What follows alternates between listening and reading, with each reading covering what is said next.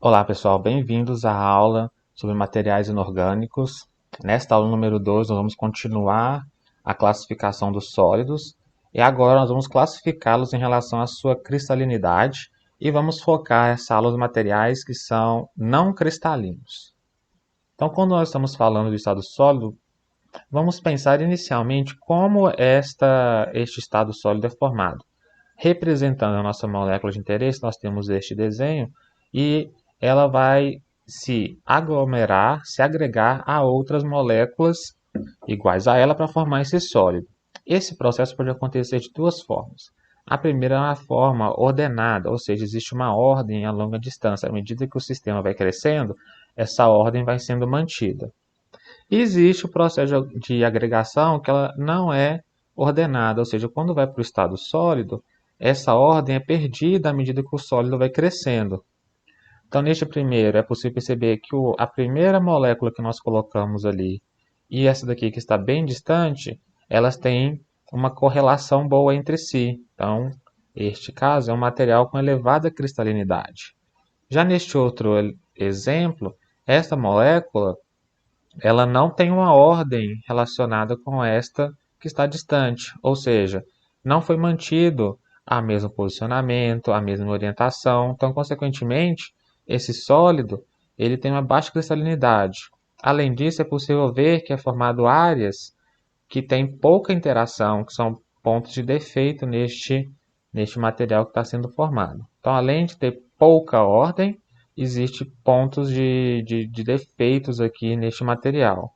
Uma vez analisada qual foi a forma de agregação dos elementos para o estado sólido, é possível verificar isto de forma quantitativa fazendo experimentos, que é a forma mais usual de se determinar se o material é cristalino ou não, que é utilizando uma fonte de raio-x, ok? Essa fonte de raio-x ela vai emitir raios de comprimento de onda na região dos raios-x e vai incidir sobre a nossa amostra.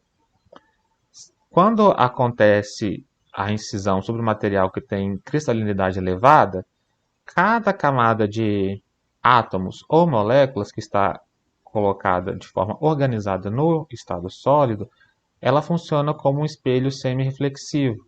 Então, a luz pode atingir, parte pode ser refletida e parte pode passar para a próxima camada. A parte que é refletida, ela vai ser detectada pelo detetor e como está todo mundo organizado, o detector sobre o mesmo ângulo, ele consegue pegar todos esses raios ao mesmo tempo. Então, é possível ver como resultado picos bem definidos em determinados ângulos, que é quando a fonte e o detetor estão em condição de difração em relação a essa amostra. Então, se possui picos no espectro, no difratograma, quer dizer que existe uma ordem a longa distância em um material cristalino. Já quando essa radiação incide sobre um material que não está organizado, pontualmente é possível ver pequenos planos cristalinos organizados, mas cada um vai gerar uma difração em um ângulo diferente.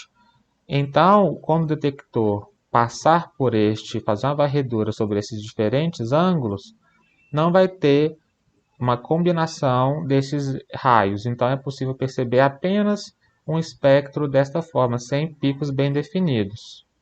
Se não há picos bem definidos, quer dizer que não tem ordem a longa distância e o material é não cristalino. Então, um exemplo de material que pode ir para o estado sólido na forma cristalina e não cristalina, sendo da mesma composição, é o SiO2, que na forma cristalina pode formar o quartzo, e na forma não cristalina temos como exemplo vidro. Alguns exemplos de materiais não cristalinos nós temos, então, o vidro e a maioria dos polímeros que nós temos contatos no dia a dia, como o plástico e o papel. Nenhum deles tem ordenamento a longo alcance. O vidro é dióxido de silício não cristalino. É possível ver um desenho representando esta estrutura deste vidro e é possível perceber que, apesar de ter conexões silício-oxigênio em todas as direções, não é formado um padrão que se repete. Então, a posição de um átomo de silício nessa ponta não tem correlação nenhuma com o átomo de silício nessa outra ponta. Não existe uma periodicidade acontecendo aqui. A mesma coisa vai acontecer com os polímeros. Apesar de ter uma periodicidade na repetição dos seus monômeros, com as pequenas unidades que se repetem, este material, quando ele vai para o estado sólido, formam-se pequenas fibras, e essas fibras elas não se organizam de maneira linear. Então, é um material que não tem ordenamento também. O papel é um polímero formado por unidades de glicose que interagem entre si através de ligações glicosídicas. O PET, a garrafa PET, é um polímero, um copolímero envolvendo o etileno e o ácido tereftálico. Então, esta parte aqui corresponde ao ácido tereftálico e essa parte aqui é o etileno. A combinação dos dois, que cresce de maneira alternada, gera o PET. O nylon também é um copolímero entre uma diamina e um composto que tem dois grupos ácido carboxílico. E aí, dependendo do tamanho da cadeia carbônica, a gente obtém o nylon 4,6 ou 6,6. 4,6 significa que tem 4 átomos entre os grupos amino, e 6 significa que tem 6 átomos entre os grupos carboxilato.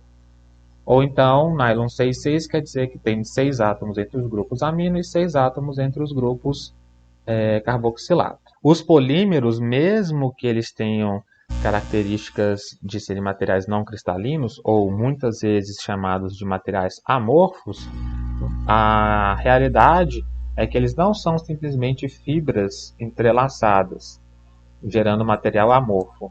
Existem ilhas de cristalinidade, que é quando essas fibras se organizam de maneira adequada.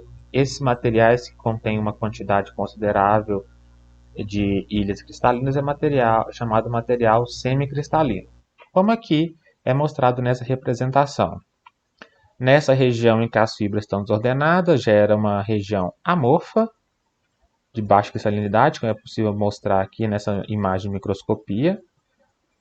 E nessa região em que as fibras interagem entre si de forma lateral, elas se empacotam aqui umas paralelamente às outras, como é mostrado através dessas fibras, existe uma área de cristalinidade no polímero.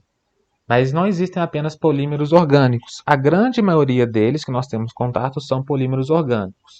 Entretanto, existem polímeros que são inorgânicos, em que as ligações que envolvem a polimerização não envolvem um carbono orgânico, apesar de poder ter esse carbono orgânico ou não. Como, por exemplo, aqui, esse polímero cuja ligação é a base dos átomos de nitrogênio e enxofre de maneira alternada. Podem existir polímeros cuja base de ligação é fósforo de nitrogênio, e aqui é possível perceber, representados aqui por essa bolinha cinza, que seriam átomos de carbono que poderiam ser grupos orgânicos ou não. Temos polímeros à base de silício e oxigênio, e aqui é possível perceber que tem um grupo CH3, um grupo metil, que gera um composto parcialmente orgânico, mas a ligação que polimeriza a substância não é um composto orgânico. Podemos ter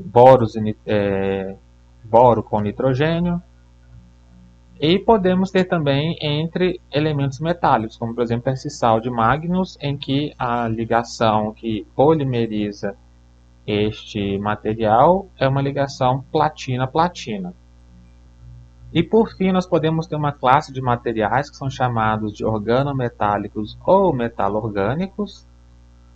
E esses polímeros, a ligação química que promove a polimerização, tem o envolvimento de carbono orgânico ou compostos orgânicos e átomos metálicos. Essa ligação é formada através do metal e um ligante. O metal ele é um íon metálico geralmente, e o ligante é um composto orgânico. E aí é formado esses pequenos blocos construtores, que aí, dependendo da geometria do ligante e do metal, a possibilidade de formar ligações do metal, pode-se chegar a situações de diferentes blocos construtores. Então aqui nós temos alguns exemplos.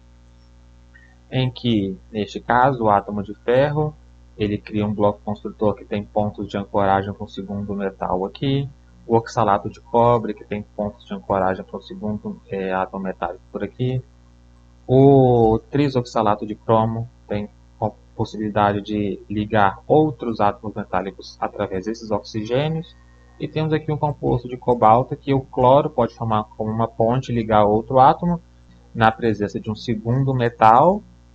Estes átomos que têm elétrons desemparelhados, que não estão ligados ao átomo central, eles podem se ligar a esse segundo átomo e, dependendo da geometria do bloco construtor inicial, é possível formar sistemas poliméricos, como por exemplo unidimensionais, que sejam lineares ou em zigue-zague, deste tipo em formato de uma escada, em formato de uma parede de tijolos, no formato de hexágonos interligados, ou, nesse caso aqui, uma situação que forma um sistema tridimensional. Então, como exemplo, eu trouxe esses dois complexos, esses dois polímeros, coordenação organometálicos ou polímeros metalorgânicos, em que nós temos este complexo de paládio, e que na presença de diferentes blocos construtores, ele vai gerar situações distintas, como por exemplo, na presença aqui é um complexo de cobre,